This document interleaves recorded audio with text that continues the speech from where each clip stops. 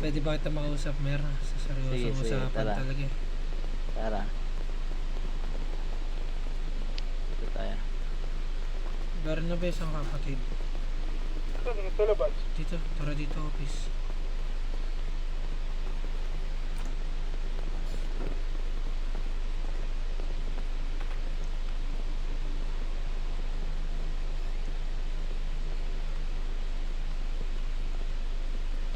So, ano palang pag-uusapan natin ngayon? May gusto talaga ako sabihin, Mer eh. Patron, napapansin mo naman itong mga nakaraan is parang nawawalan na ako ng gana tsaka si Luna. Kumbaga nawawalan kami ng gana sa isa't isa. Tapos lagi na rin siyang wala dito sa syudad natin. Kasi parang busy siya. Ewan ko. Baka naggagala, ganun. Kasi ang hirap ng mayaman eh. Maraming pampasaporte eh. Oo nga, no? Sigaw ka, Mer. Hindi ka masyado marinig. Marami pa sana akong plano para sa amin ni Luna eh. Kala ko nga dito na magsisimula maging tunay na magkadugo yung Mikaelson tsaka Shinode. Kasi iniisip ko yung mga next generation na darating sa pamilya ng Anarchy is magpipinsan na galing Shinode tsaka Mikaelson. Tsaka akala ko magiging goods talaga eh. Kaso wala eh. Habang tumatagal lumalabo lang eh. So, Alam nyo ano naman, bang- teka lang, tuloy mo. alam mo naman kung gaano ako kamahal anak mo. Alam naman nila Bernabe yan, siguro naman nararamdaman nyo. Pero medyo nag-iiba na rin kasi talaga. Kaya yung mga plano ko is tingin ko malabo na kasi nag-uusap na rin kami, siya na rin mismo nagsabi niya nawawala na rin daw siya gana, and same naman sa akin kasi syempre hindi ko naman siya nararamdaman eh. So paano mananatili yung love na nararamdaman ko sa kanya kung wala siya?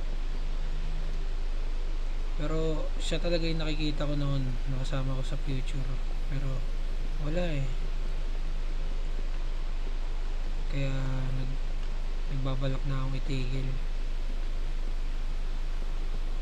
Syempre respect lang rin sa inyo, pero yun nga, sinisimulan ko na rin kumilala ng iba, kung sino-sino, para lang makalimutan siya dahan-dahan. Magulo na eh. Masyado nang naano yung mental health ko. Nakilala na masyado nang kasi masyado nang naapektuhan. Kumbaga araw-araw ko siyang iniisip, nihintay kung kailan babalik dito sa atin, tangina. Kaso yun nga, pupunta siya dito saglit lang, tapos magbubok na naman ng flight papuntang ibang bansa. Although naiintindihan ko naman, syempre una pa lang talagang sinabi ko na rin sa sarili ko kung saan masaya si Luna, susuportahan ko siya. Kung saan niya gusto, susuportahan ko siya. And ito yung nakikita kong gusto ni Luna eh. Kaya siguro oras na para bumitaw. Total rin naman eh. Mukhang gusto rin naman namin pareho itong mangyayaring to. So bibitawan ko na si Luna, patron. Bilang ama niya is gusto ko sana ipagpaalam din sa inyo kasi ayokong dumating yung araw na may kasama ako or may kaibigan, kahit sabi mo kaibigan lang eh, may kaibigan na akong kasama, tapos makikita nyo parang disrespect na rin sa inyo yun kung hindi ko sasabihin to ngayon.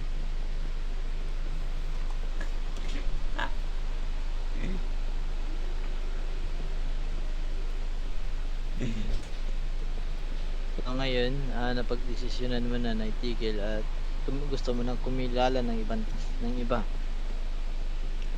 Yes, parang ganun. Tama na, ba? Oh, may nakilala ka na. So, hindi naman nagpapaalam ka sa akin para isipin na nagpapaalam ka ng maayos na ititigil mo na kay Luna. Tama ba? Yes, yun lang patron. About sa kilala mo, Bern. Wala naman, kung tutusin, marami naman kilala kung tutusin talaga. Kasi, yan, dyan sila Doc Chantal, ganyan. Tapos, yung mga kutsa-kutsa, ito ganyan. Pero, sa ngayon, wala pa talaga yung totaling ewan ko, magulo pa rin utak ko ngayon. Pero, isa lang nasisigurado ko, patron yung talaga mawawala na yung feelings ko kay Luna kasi ganun din naman siya eh.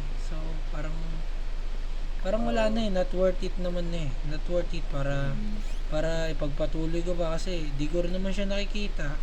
Syempre, kahit aminin natin o hindi patron, kapag ang isang tao, isang bagay is hindi mo naman nararamdaman o hindi mo na nakikita, unti-unti mawawala yung pagmamahal mo dun eh.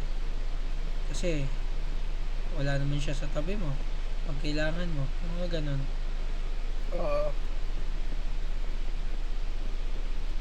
Sige. Ganito. Wala ka na bang balak na, wala, sigurado na ba yan na wala ka ng balak ipagpatuloy? Wala na patron, talagang lumalabo na kami eh. And ramdam ko rin naman ito, gusto niya, feeling ko naiilang rin naman lang yun magsabi, pero gaya nung dumalaw siya sa ating kagabi is nakita ko parang ramdam ko naman na parang gusto niya rin naman umalis agad, like dumalaw lang saglit ganun.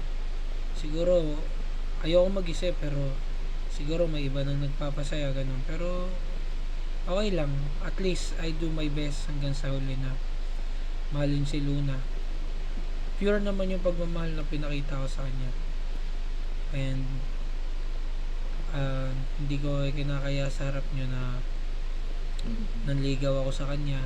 Sinubukan ko kasi nakikita ko na yung future ng anarchy namin ni Luna, na magpapalaki ng mga batang magpapatuloy kung ano na simula ng anarchy at magiging totoong magkadugo na tayo. Hindi ngayon kasi magkadugo naman tayo eh, hindi sa dugo pero sa puso.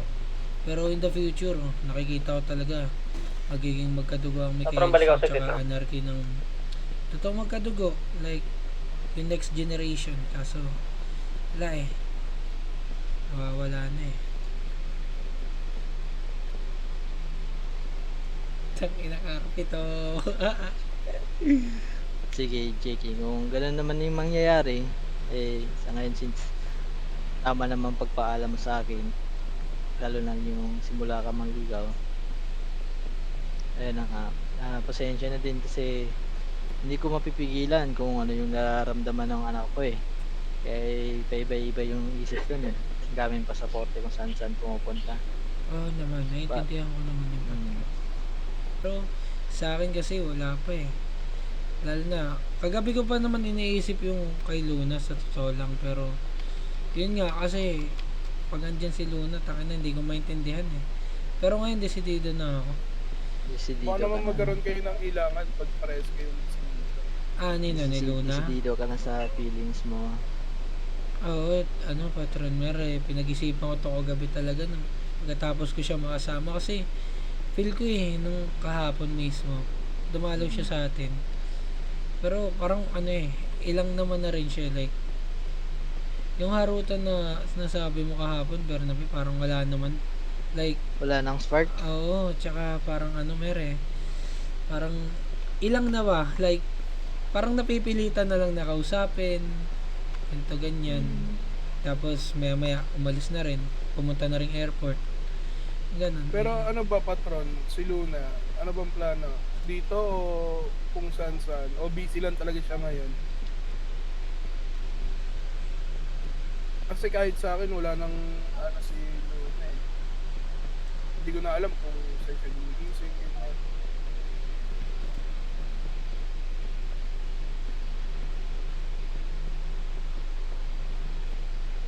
Ako din, di ko alam kung saan siya gumigising. Baka nag-invisible. Ayun yung ganun guys. Ganito JK,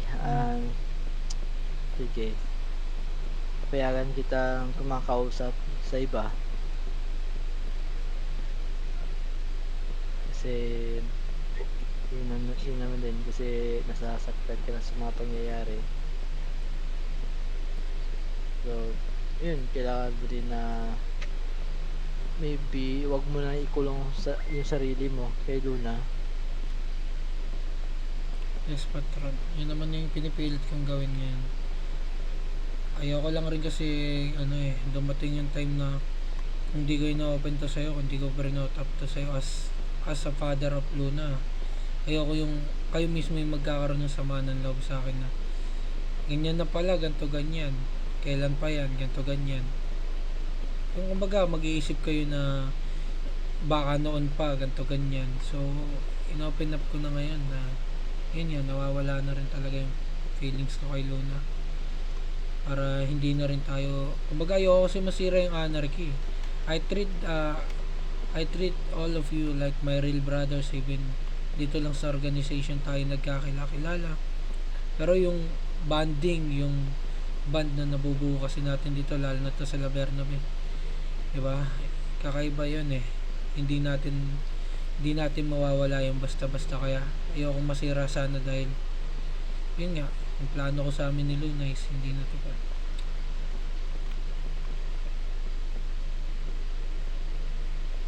Sige. Ito, JK. Pahinga ka. Mag-enjoy ka dito. Syudad. Wala naman problema kung may kumakausap ka babae kasi lalaki naman tayo, di ba? Yes, patron. Pindihan ko yung nararamdaman mo. Iyak ka. Ang ina, patron. Ang ina, hindi ko na alam eh. Iyak, RP. Tangina, masyado na magulo eh. Tangina, sorry. Hindi ko mapigilan talaga, patron. Yan pare. Ikaw naman niya. Tangina, magulo na kasi kami eh. Tangina, yung plano ko, gumawa ng maraming anak kasama si Luna. Tapos magiging Mikael San Shinoda yun. Kaso, paano ko gagawin yung kung wala eh, kung di naman din ako gusto ng taong mahal ko. Ayaw ko na, patron. Nababaliw na naman ako, putang ina.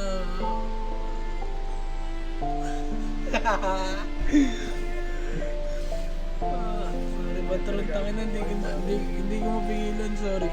Hindi ko mapigilan, tol. Kaya gusto ko rin kausapin si patron ngayon kasi kahapon pa mabigat pakiramdam ko eh. Hindi ko na kaya itago. Labas mo na yan, JK. Labas mo lang. Sorry, patron. Hindi ko talaga alam na ganito eh. Kasi masyado naman napalapit sa akin si Luna, patron. Kaya yung feelings ko syempre, tangina, parang ako na-invalidate na lang eh. Pero di ko siya masisisi eh. Buhay naman niya yun eh.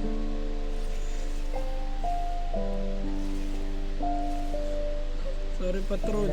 Sorry. Sorry. Okay na yan. Tangina. Sorry pare.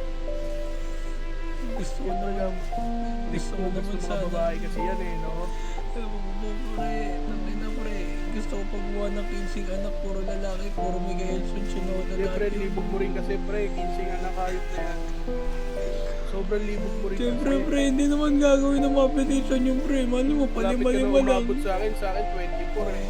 Oo, diba, puta ka naman, mas malala ka eh. Hindi, dalawang team yun pre, dalawang team. Well, nga, akit isang team lang, tapos isang muse, kaya 16 in total. Ganito, JK. Since nasa makdo, bibigyan kita ng love ko to. Yan, love ko to, yan. Ito. Salamat sa pagmamahal, patron. Huwag kayo mag-alala. Kahit wala na si Luna, tutuloy pa rin natin itong nasimula ng Ganito, hangin. JK. Nakikita ko din na hindi pa talaga ready si Luna mag-commit. And gusto ko din na ikaw din, mag-enjoy ka din. Marami pang babae dyan na mas better na karapat dapat sa'yo. Yes, patron. Hindi sa sinasabi ko yung anak ko hindi better. The best talaga yung anak ko. Siguro Ngayon, hindi pa talaga siya ready na mag-commit. Eh, sana intindihin nila